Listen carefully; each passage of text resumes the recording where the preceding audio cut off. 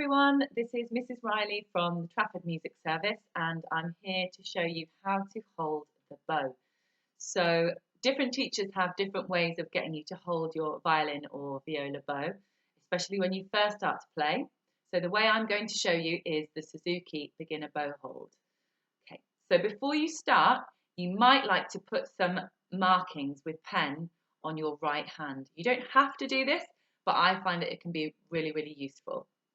So what I've done is I have drawn with a pen on the top joint of my middle three fingers. You might need to get someone to help you do this as well. So it's just a straight line across that top joint, and the top joint, your joint, is where your finger bends at the top. There's a little wrinkle there as well to help you.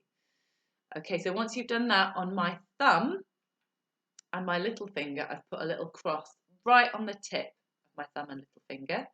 And then if I turn my hand around like this, you can see, hello, I've made a little face. And this isn't just for fun, this serves a very practical purpose. So I've drawn two eyes and a kind of straight line across my thumb. So if I hold my thumb straight like this, it's a very serious face. If I bend it, it becomes more of a smiley face.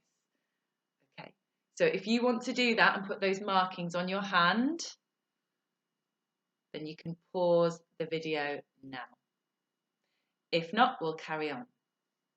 Okay, so what we want to do next is get your bow ready. So it's really important that your frog is on your right hand side and the tip is on your left hand side. Just remember, as you're watching me on the video, your bow will look the opposite way round to me. So yours will look like that. And that's because you're facing the opposite way to me. But frog on the right, point on the left. Okay, we're going to pick up the bow with your left hand. We're going to pick it up in the middle of the wood. And this is just to give us a little bit of support so that we can do whatever we want with this right hand, which is the one we're going to hold the bow with. Okay, so I want you to put your right hand into an imaginary bucket of water on the floor, swirl it round, get it really nice and wet, and then you're going to flick the water off your fingers. And we're doing this to make sure our fingers and our wrist and our hand are really nice and loose. We want this hand to be as loose as possible. Okay, next step, we're going to come from above the bow where the frog is, and we're going to drop our hand onto the wood of the bow, and I'm going to fold over the bow where that line is. You see, that line makes contact with the bow, and that's where I'm going to fold over. Make a little finger fringe, a bit like my fringe on my head. Okay, so we've got our finger fringe. Next step, we're going to do our smiley thumb.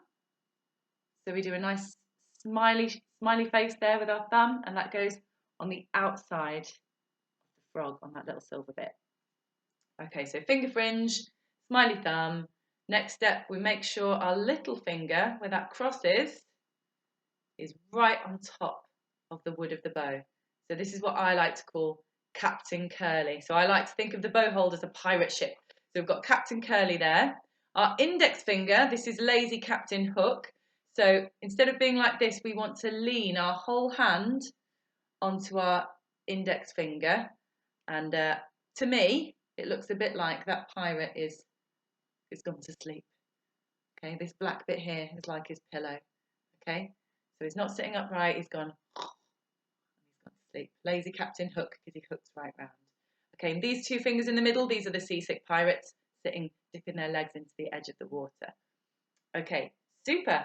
Last step, once you've done all of those things, you've got a nice tilted hand. You're just going to check, can you look through the hole here? You should be able to look through like a telescope.